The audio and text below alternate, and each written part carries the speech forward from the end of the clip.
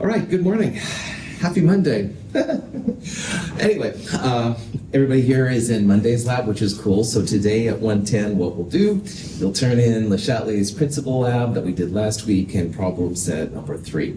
We'll take the seminar self-quiz number 3, followed by the actual quiz number 3. They're both over chapter 14. And then we'll go next door and do the acid-base titrations lab, which is kind of a cool lab. We'll actually use pH meters and jazz like that. Questions? Any of that? Awesome. I'm going to rewind just a tiny bit. On Friday, I left you with this scenario where I wanted you to figure out how to calculate the pH of a buffer. And we have sodium hydrogen carbonate, that much, and sodium carbonate. Now, if I said find the pH of something like that, one of the first things you'd have to do is just figure out which one is the acid and which one is the base. And remember that by the Bronsted theory, the acid has more hydrogen. It's a hydrogen donator. On the other hand, the bases will have at least less hydrogen, or in this case, no hydrogen. This would be the hydrogen acceptor, so that would be the base. So the carbonate is the base, and the hydrogen carbonate is the acid. The sodiums are just spectators. They just hang out, watch everything happen, but they don't participate in the chemistry itself. So what I would do to solve a problem like this is I would set it up like a Ka expression. Now, Ka is an acid equilibrium constant. It's products over reactants. So with a Ka, you'll always have hydronium as a product because it is an acid, and acids make hydronium. And the acid hydronium times the conjugate base, carbonate, divided by hydrogen carbonate would be what you would look up. And you'd need to look up the Ka for the hydrogen carbonate ion, which is in the list of acids and bases in problem set 3. Then I would use the Henderson-Hasselbalch equation, where after the pH, which is what chemists are after most of the time, I'd have to turn my Ka into a pKa, so minus base 10 log of the Ka value would give you pKa. And then I add to it the log of base over acid. Now, base over acid can be moles over moles, or it can be moles per liter over moles per liter. So it's a very versatile equation, and honestly, that's why I'd like it. I would just turn these into moles and call it. All right, I think in the video it said it was 100 milliliters, but really it doesn't matter. Buffers exist because you have both the weak acid and its conjugate base, or the weak base and its conjugate acid, in the same pot. So it doesn't really matter on the volume so much, it's more about the moles. So I would take the moles of the sodium carbonate on the top, divide it by the moles of the hydrogen carbonate on the bottom, and at the end of the day, 10.50 is what I get. So as long as you understand kind of the process, that's totally cool. Now, Anastasia says, screw you, Russell, I'm not going to use Henderson-Hasselbalch. No, I've been called the HH equation guy on campus. That's why I'm having a little extra theatrics this morning. But anyway, that's okay. All right, what you would do is then you would need the volume. You need to know it was 100 milliliters. You turn the moles into molarity, moles per liter. You'd set up an ICE table. It's essentially this concentration minus X equals X times this plus X. But as we talked about, usually the plus X here and the minus X there you can ignore. So hydronium, you'd solve for that from the base acid and Ka. You could then turn that into pH, which is great. Again, I'm going to push you towards this though because it's a lot fewer steps. All right, but honestly, that's fine. You want to do it that way. Any questions on that? I showed this on Friday. I won't go over it a lot, but boy, are buffers important. All right, not just for nerdy chemists and like this section, but our bodies rely on them, and our bodies have several different buffer systems. Carbon dioxide is in an equilibrium with carbonic acid, H2CO3, and that breaks down to H plus and HCO3 minus. So every time you exhale, you get rid of some CO2. And so as the CO2 goes away, by Le Chatelier's principle, everything over here is going to shift that direction. And if everything over here shifts that direction, the H plus is going to go down. So that means less acid in our blood. Less acid means the pH is going to go up. So in theory then, the more you exhale, the more basic our blood becomes, but there's other things going around, of course, to make this not quite so drastic, but it's kind of cool. The kidneys also have a type of a phosphate buffer system. It's pretty cool. Cool. But what I really want to do today is talk about titrations. All right, our lab today is going to be the acid-base titrations lab. And what we're going to do in lab today is we're going to have a burette like this. It will, as a matter of fact, hold sodium hydroxide. That's kind of appropriate. Anyway, we're going to have then down here a beaker, and you're going to do 3 titrations today. One of them will be with hydrochloric acid, one of them will be with acetic acid, and the third one will be phosphoric acid. Now, hydrochloric acid is one of the 5 strong acids. HCl, HBr, HI, HNO3, and HClO4. And a strong acid down here reacting with a strong base up here. There's 3 strong bases, sodium, potassium, lithium hydroxide. All 3 of those, what you usually do in a titration is you want to get to what's called the equivalence point. And equivalence point just means that the moles that you're adding from the burette equal the moles that you have down there in the beaker. So in this case, equivalence would be where the moles of sodium hydroxide equal the moles of hydrochloric acid in the beaker. And that's a pretty important point. Now, sometimes people will use an indicator like this that turns color at the point of equivalence. And that's okay, but a much better way, and where you can get actually data from, is to use a pH meter, and that's what we're going to use today. So you can actually determine then when things will happen, as we'll talk about in a little bit. Now, earlier we talked about what happens when the moles of different combinations of things are equal to each other. When a strong acid and a strong base come together, the conjugates are all pH neutral. So when the moles of strong acid and strong base are equal, the pH will be 7, neutral. Well, pretty gosh darn close to 7. However, if you have a weak acid and a strong base, and you get to equivalence where the 2 moles are equal, these 2 are both gone, but the weak acid becomes a conjugate base. And bases, by their very definition, are basic. So we'd expect the pH to be greater than 7. And this will be important to us here coming up. Likewise, if you have a weak base reacting with a strong acid, at equivalence, the moles of these are equal. They've wiped each other out. But that weak base has created a conjugate acid. And acids will be acidic. So the equivalence point of this combination will be acidic. So that's why the pH meter is a better system. We'll talk about some other ways to determine the equivalence point. But this is an awesome thing. You know, at Mount Hood here, we're a lot of times kind of cash poor, and I think, oh, we have a lot of heart, but maybe we don't have the most current equipment. Well, gosh darn it, when it comes to titrations, I'd say we can compete with the best schools, because you really just need a burette and a good scale, which fortunately we still have. So we can do just as well as the cool schools. So that's why it's kind of an exciting thing for me. Questions on any of it? This is an example of adding sodium hydroxide to acetic acid. Now, sodium hydroxide is a strong base. Acetic acid is not one of the 5 strong acids, so it's one of the weak acids. And as you add the sodium hydroxide, this is a typical titration scale. The y-axis is almost always pH, and pH usually goes from 0 to 14. And the x-axis is almost always the milliliters of what you're adding. So in this case, we're adding sodium hydroxide. This would be milliliters of NaOH. So notice how in this case, the pH, which is where it started at 0 milliliters, it starts acidic, all right, because acetic acid is an acid. But as you add more and more and more drops of sodium hydroxide, the pH begins to go up slowly.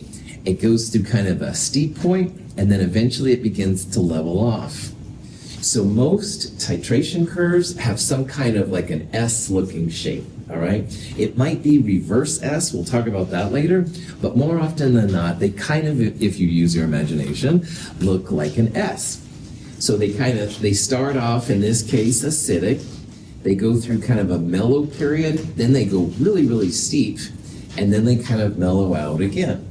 And this is what most titrations look like. Now, the equivalence point is actually the midpoint of this steep region in the middle. So this is a cool visual way to tell where your moles of what you're adding equal moles of what you've got. So right there in that middle point, right there in that point right there, that's the equivalence point. That's where the moles of, in this case, sodium hydroxide are equal to the moles of acetic acid. So Lloyd brings in a sample of an acid that he doesn't know where it's from or something like that. We can do a titration and right away then tell like how many moles are there. All right, we'll just add in the appropriate amount of, in this case, known base. This equivalence point, the moles of what you add equal the moles of what you've got. If we know the moles of, in this case, sodium hydroxide, that will equal the moles of the acid. So it's a really cool, like a detective, kind of a superpower to be able to do. You don't know what the concentration is, do a titration. And as long as you know the concentration of this, then you can find the titration, the concentration, all kinds of stuff about what you're missing. So this is like a titration. This is, again, a weak acid plus strong base. That looks like the classic S kind of curve. Sometimes it's reverse S. We'll talk about that. But I want to point out the importance of this point right there, that equivalence point. Now, one more little trick I have. If Lloyd doesn't know like what kind of acid it is, which happens, all right? Another thing you can do is by looking at the equivalence point, you can tell if it's a strong acid or a weak acid. Because if it was a strong acid with a strong base, that middle point of that S curve should be right about 7. But in this case, as you can probably see, the middle point is definitely greater than 7. 7 would be right here, so it's probably 8, 9, something like that. This is definitely a weak acid, and that's another thing that you can tell if you don't know that much information about it. So a titration gives the chemist a lot of information on like an unknown substance. If you can get a titration curve out like that, cool for school. Any questions? When a molecule of hydrogen chloride and a water molecule encounter each other, they react to form a hydronium ion, H3O+, and a chloride ion. When sodium hydroxide enters the solution, it splits into sodium and hydroxide ions. The hydroxide ion and the hydronium ion react readily with each other to form 2 molecules of water. Sodium and chloride ions are left in solution. This is actually an experimental graph that I created a while ago with a strong acid and a strong base. And if I didn't have all this information on there, what you could do, first of all, is look at it. And you can see if you use your imagination, it kind of looks like an S, all right? And the pH starts at an acidic pH at 0 milliliters, and it goes to a more basic pH at the end. So we definitely started with an acid, all right, because our pH was acidic initially. And this curve is gradually getting more basic. So that means that we're adding more base to it. So just on the kind of thing, you can see, yeah, I've got an acid I started with, and we're adding a base. But then on top of that, the midpoint of that steep part, which is right about there, that's the equivalence point. That's where the moles of what you add equal the moles of what you started with. So in this case, it comes out to be basically exactly 7. So that means not only do we have an acid, it's a strong acid that we're starting with. So that equivalence point will tell you if you have a strong or a weak acid that you start with. People call the region before equivalence, but after the initial point, the pre-equivalence region. And in the pre-equivalence region, you have more moles of the strong acid than moles of strong base. By the way, N is moles. We're back from the ideal gas law, PV equals nRT. So NSA would be moles of strong acid, not the group that spies on our internet traffic and stuff like that. Just so you know, I didn't mean it, big brother. Profit back on, stupid joke. Anyway, NSA, moles of strong acid, NSB, moles of strong base. Okay, so in this region, more moles of the strong acid than strong base. In this region, more moles of strong base than strong acid.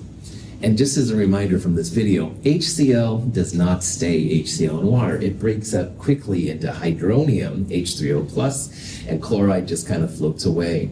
And the same with sodium hydroxide. You don't have any NaOH. It's all hydroxide, and the sodium kind of just hangs out with chloride and watches everything. So it's the hydroxide and the hydronium making essentially water. That's the power of these reactions. That's where the energy comes from to see things happen. Questions on that?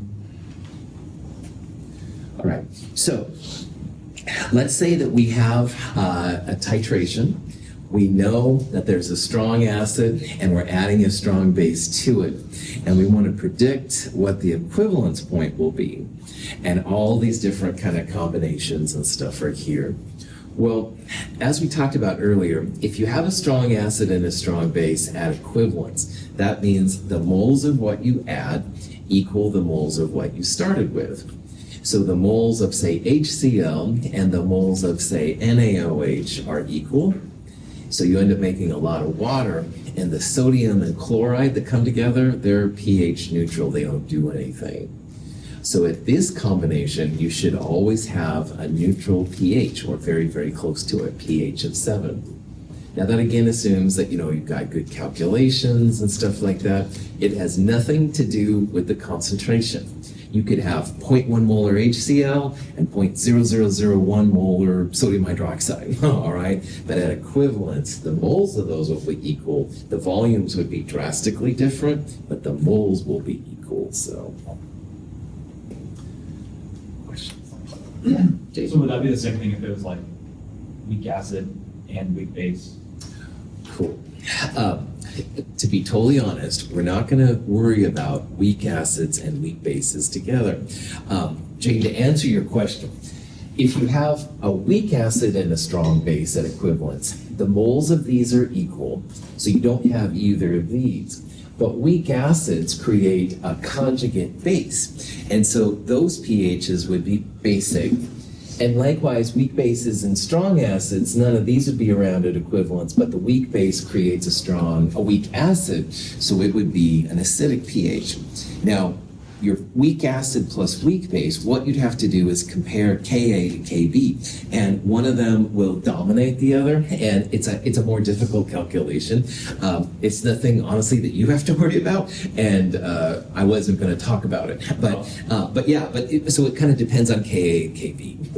But I didn't want to just blow you off and say, oh, we're not going to. Anyway, that's what you'd have to do. So, good question. Other questions?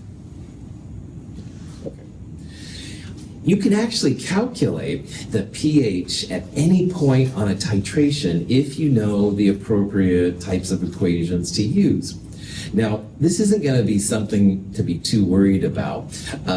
Last year in my Chem 223, this was actually a lab we did, and we'd go through and calculate the different pH values and you'd plot it and stuff like that, but just having too much fun, I guess. Anyway, so I'm just going to put these equations up and talk about where they come from. But just to have a graph is cool, and you can predict strong acid, strong base. But you can actually go through and then figure out that you actually know what you're doing. Now, initially, your pH is just going to be based in this case on the strong acid. So it would be minus log the concentration of the acid, or if you want, minus log the moles of acid divided by the volume of acid. And then at pre-equivalence, you've got more strong acid than strong base. So this equation is like this, but we're subtracting out the amount of the base that was present.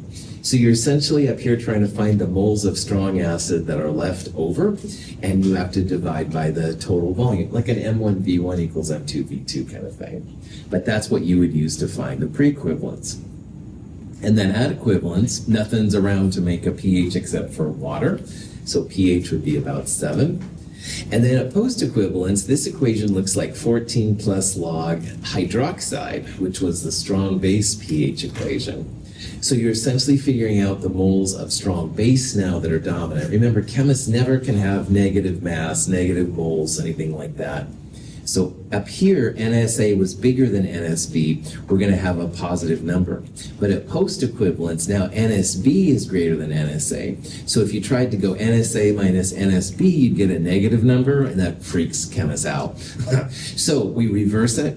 NSB minus NSA will give you positive moles that are left over, divided by the total volume, and you're good to go. Again, we're not going to do like a lot of this, but this is what you could do. And if, let's say you found a brand new acid, this would be the kind of analysis you could do to make sure that all your calculations were right, stuff like that.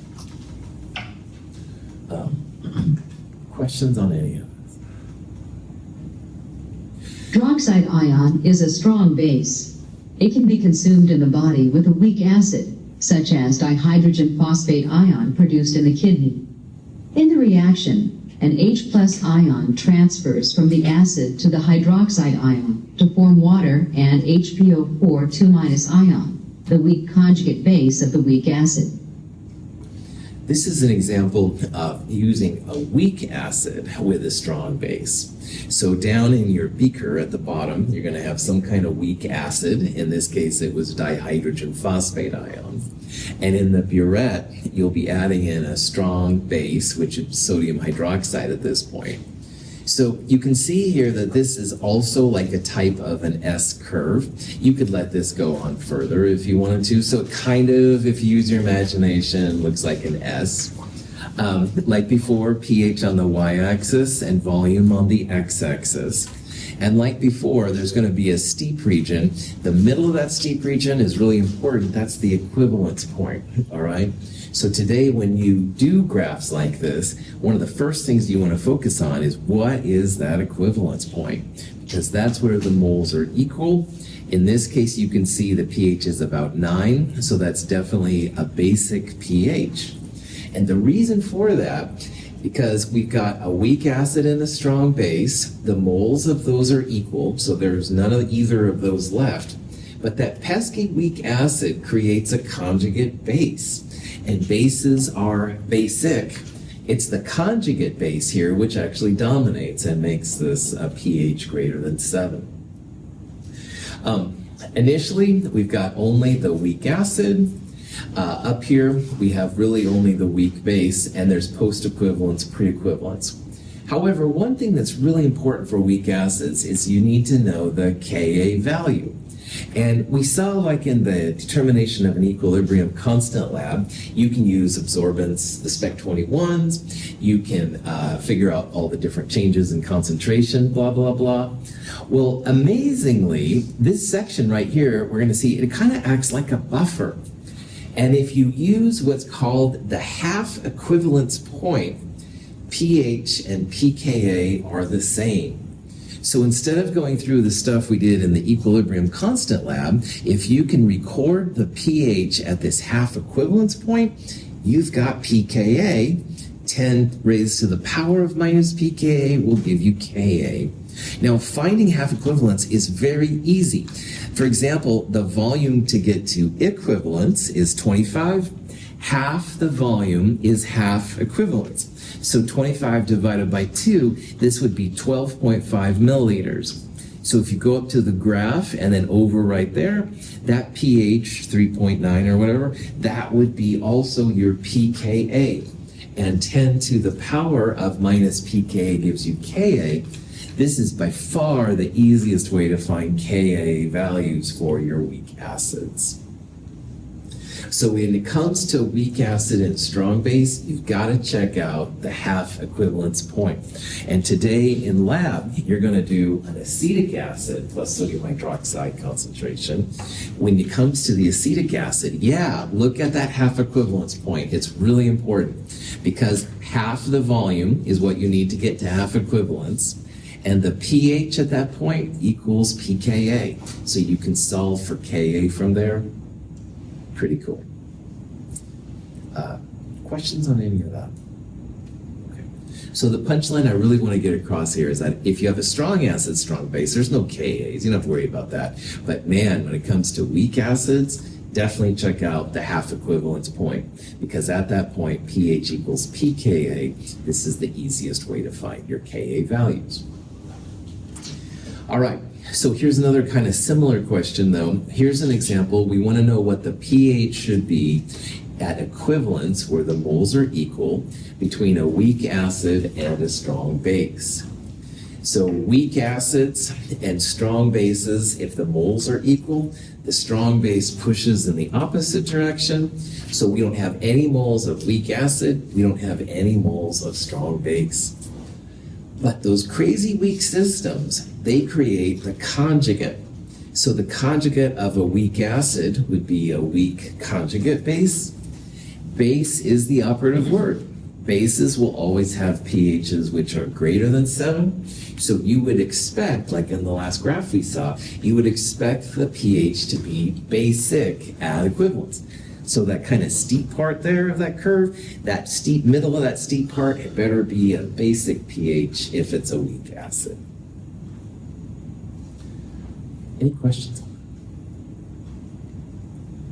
I used to have a colleague at Dartmouth, and she would go down to the Caribbean and like dive for exotic fish and starfish and extract these weird acids from them. And anyway, first of all, you know, being in the Caribbean and scuba diving sounded pretty fun as I was stuck in my lab in the middle of snowy Dartmouth. But anyway, she would then come back and analyze these things. I was like, yeah, I don't know if I picked the right field here, but anyway, I still like my stuff, but anyway, it was a really cool application of all the things we're talking about, so anyway, brought that back on.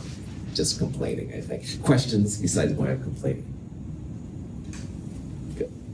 So, just like for strong acids, strong bases, there are some equations that you can use to figure out these different regions. And again, I'm just going to kind of go through them. We're not really going to do a big deal.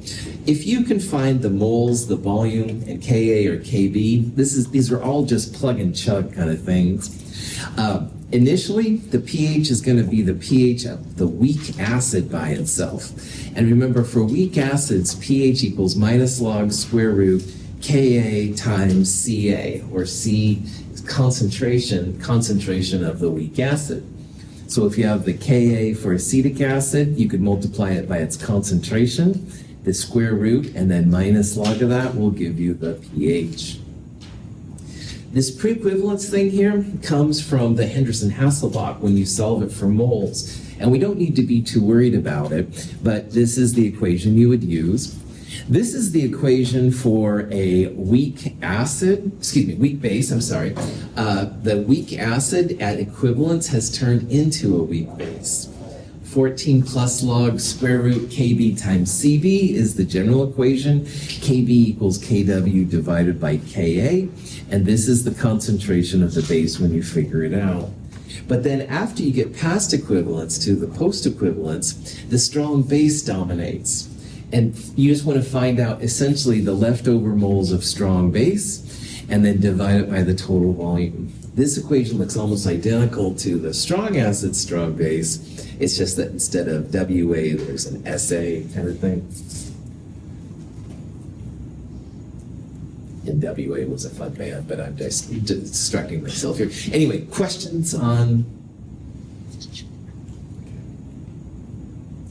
Now, titration curves will differ, definitely, there's no question. And here's just some examples. This is the titration of a strong acid on the left. Here's a titration of a weak acid on the right. And you can see, again, if you use your imagination, they kind of both look like S's, all right? The S is more pronounced with the strong acids, definitely, than it is the weak acids. But you can quickly, though, tell some differences, all right? So first of all, that magical equivalence point, which is so important to chemists, it's going to be 7 if it's strong acid plus strong base, but it's going to be greater than 7 if it's a weak acid plus strong base. So if you don't know what you're titrating, this will automatically tell you if you need to worry about Ka, a weak acid, or not worry about Ka if it's a strong acid. And if you do have a weak acid, like we do right here, the half equivalence is really important. So 25 milliliters reaches equivalence. 25 divided by 2, roughly 12.5, like right in there. That would be the half equivalence, and that pH will equal pKa. If you've got a weak acid, you need not only the concentration, but you also have to have Ka. So that's why I'm pushing this so hard. We don't care about Ka with strong acids. It's basically greater than 1, and who cares? But boy, with weak acids, it's really important. So the half equivalence point is going to be important. And again, it's literally half the volume. So 25 milliliters is what it looks like to get to equivalence here. 25 divided by 2, 12.5. That would be the half equivalence pH, which equals pKa. And again, you can go from pKa to Ka, 10 to the power of minus pKa will give you the number. They're always numbers less than 1. Cool. Any questions? You can also titrate a polyprotic acid. Now, almost everything that we've looked at so far has been monoprotic, which means it has one H plus, or if it was basic, it would have one OH minus. But a lot of acids, as we kind of briefly talked about, will have more than one acidic hydrogen. Now, this compound here is called phosphorus acid. Phosphoric acid is its more famous and more used big brother, I guess. But phosphorus acid is cool too. Now, technically, this has 3 acidic hydrogens. So what you can see in this graph, you can see one equivalence point, titration point right here. And this one is a second equivalence point. You can actually see 2 of them.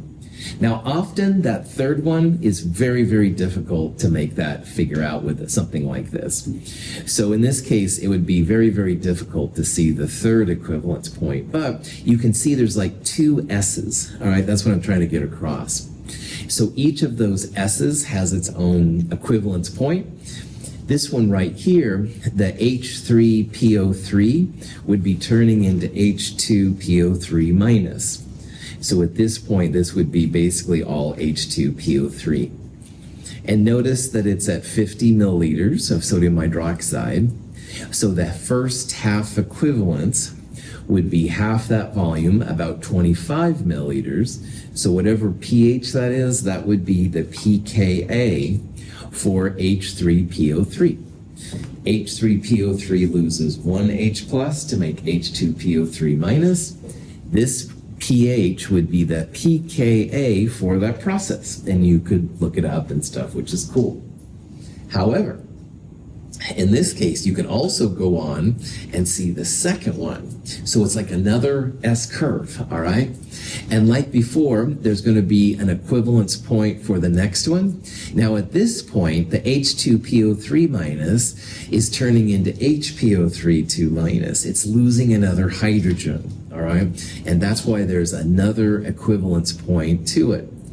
And to figure out the Ka of this one, this is where it gets a little strange. You need to go halfway between the equivalence points.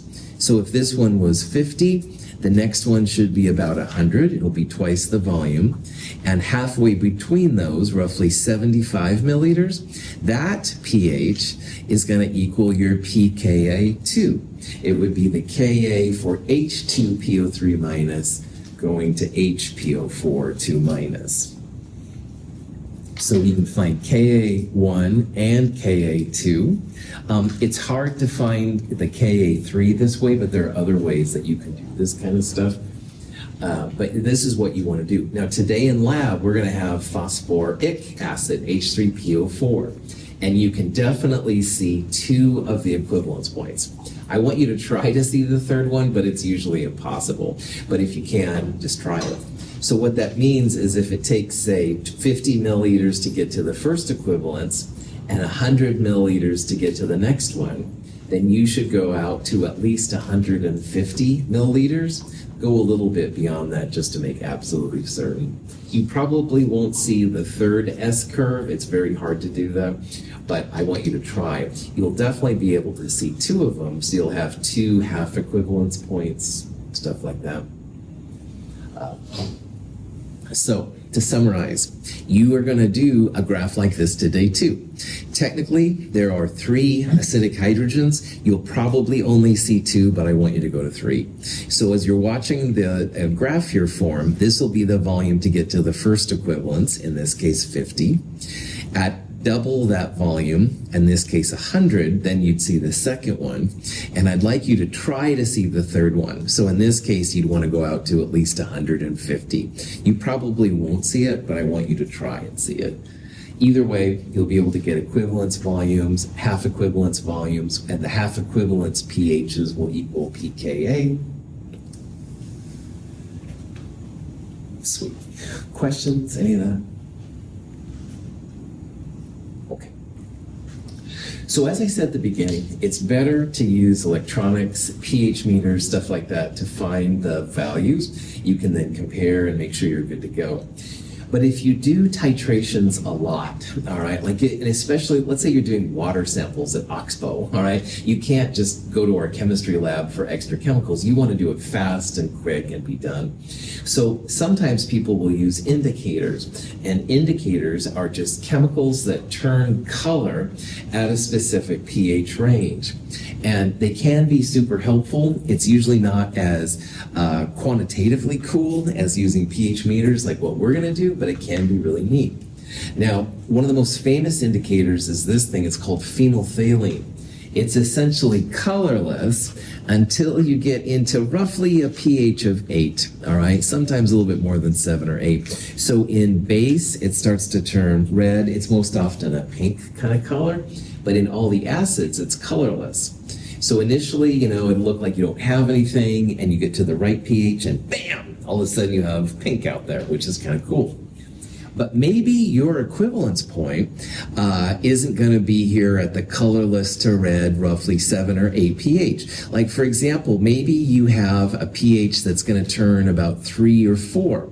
Well, you wouldn't want to use phenolphthalein then, because it would turn color on you, but your reaction isn't done, all right? And so that's why chemists they have thousands of these crazy indicators. Methyl orange is another one I've used once in a while. It goes from kind of a red to kind of a yellow-orange color, roughly pH 3.5. So if that's where your equivalence point is, that would be a better indicator, because this will go from red to yellow-orange if you're going acid to base, about pH 3.5, and that's when you're done. We're going to use in a lab in a couple of weeks, this one right here. It's bromothiamyl blue. Now we're actually going to start on the basic side and go acidic. So it's going to start off kind of a cool blue color, and when you get to the yellow color, or best yet right around there, that's when you want to stop the reaction. So it's a nice way to do a reaction kind of quick and dirty. The less yellow you have, if you're starting with blue, the better, all right? But it can be kind of cool. Just depends on the application, what you're doing, If you're interested in numbers and moles and volumes, probably indicators aren't the best way. But on the other hand, if you're doing things quick and dirty, you want to do a lot of them, and you're off in a non-laboratory environment, maybe an indicator is the way to go. Any questions on that? All right. Here's kind of the question you might see. We have a red kind of a graph, and we have a blue graph, all right? And the question is, which indicator should we use? And the answer to that is, first of all, you need to know something about equivalence. And the equivalence, again, is the middle point, the steep part here of this curve. So in this case, then, this looks like about the equivalence point. Now, phenolphthalein, like I said, is colorless up to about a pH of 8, and then it gets kind of pinkish, all right? So phenolphthalein here would not be a good choice for an equivalence point down here, all right? In this case, both of the red and the blue, they started basic, and they got more acidic. So for phenolphthalein, it would say pink, pink, pink, red, red, red, whatever, until about here, and then it would go colorless. So you'd probably stop as the color turned, but you probably wouldn't be at the equivalence point, all right? So ideally, your equivalence point is where the color changes for your indicator. And this methyl red goes from a yellow to an orange, like right about there. That's where our equivalence point is. So in this case and stuff, because our equivalence point is less than 7, we should use the methyl red. If the equivalence point was up here, like a lot of strong acids, strong bases, phenolphthalein is not too bad, that would be okay. But for this particular one, probably wouldn't be the best choice and stuff too. So picking the right indicator is a big part of this. We will use bromothymol blue in a couple of weeks in a type of titration we'll do. There's elaborate pictures, sometimes in chemistry labs, of all these different indicators to check out. Questions? Okay. Officially, that's it for this section, all the different kind of constants and stuff. However, I think it's important that I go over a couple of things maybe to help you just get ready for today. There's a lot of equations, a lot of blah, blah, blah. Let me try and help you sift through some of these things. The things that we started with are all based on Kw. And Kw, the water auto-ionization constant, it's exactly supposedly 10 to the minus 14. And it equals hydronium times hydroxide, as well as Ka times Kb if they're conjugates. But if you're at room temperature, and again, if any of you do work in medicine or something like that, the body is not 25 degrees Celsius. So everything that I'm babbling about in this section, you may want to look at it a little bit if you do body work, because the temperature is different, Kw is different, and all these relationships might be a little bit different. So just FYI. But then after that, we talked about how pH equals minus log hydronium, POH equals minus log hydroxide. And so 14 equals pH plus POH, as well as it equals pK plus PKB if you're at room temperature. pH and pKa are certainly different. POH and PKB are different. So you can't have pH plus PKB equals 14, something like that. But pH plus POH will always equal 14, and pK plus PKB will equal 14. These four equations up here are really important because a lot of times you just want to know the pH of a solution without thinking about it. So for acids, all the acids dissociate into hydronium. pH equals minus log the concentration of your acid, all right? So Daria brings me 0.3 molar nitric acid. I would go minus log of 0.3 in my calculator, and that would give me the pH. And then strong bases are basically 14 plus log the concentration of the base. Now you could do POH first and then 14 minus POH or whatever, but this is just, again, like one stop, one equation, don't have to think about it kind of thing, and that's why I like it. Now, if you don't want to use this, it's totally fine. I'm just giving you my suggestions here. Weak acids, if 100 times K is less than C, which it almost always is, then minus log square root Ka times Ca is the easiest way to find the pH. And you're like, that's easy. And I'm like, yes, I know, it seems weird, but it really is. 100 times K is almost always less than C. And if that's the case, you don't need to go through quadratics. The square root Ka times Ca is the hydronium, H3O plus, and then minus log of that will give you the pH. And then likewise, just like bases up here were 14 plus, this is 14 plus log square root Kb times Cb to find the pH of a weak base. So if you know these, you can find the pH of anything, assuming 100 times K is less than C, which it almost always is. But then the other thing that's kind of important here is crazy old Henderson-Hasselbalch. A buffer is nothing more than a weak acid with its conjugate base in the same pot.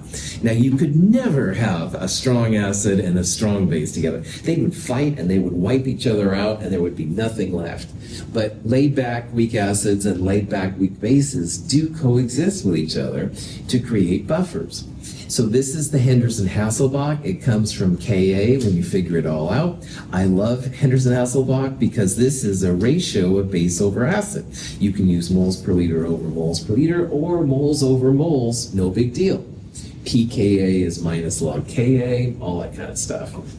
And then once in a while, if you add a strong acid or a strong base, Henderson-Hasselbalch makes mincemeat of those equations as well. The acid takes away from the weak base which is present, but as the weak base is lower, it makes more weak acid. So that's why the acid takes away from the base and it adds to the other acid. And then likewise, strong bases will attack the weak acid, so they'll go down. But in the process, the weak acid being used up, it makes more weak base. But man, if you've got that stuff, these questions will fall for you. Pretty chill. Questions on that? That's actually a typo. Sorry about that. Formation constants will be in the next chapter. And so will Lewis theory. Sorry about that. Got some work to do on my, the joy. This used to be all part of the same section in the old days, but sorry, things have changed, so my apologies. So everything up to autoionization is good, but the rest of that just cross out. Sorry about that. Questions? All right, we're done a little early. I think this is a good place to stop, though. We'll start some review stuff on Wednesday. I'll see you all this afternoon. Have a great day.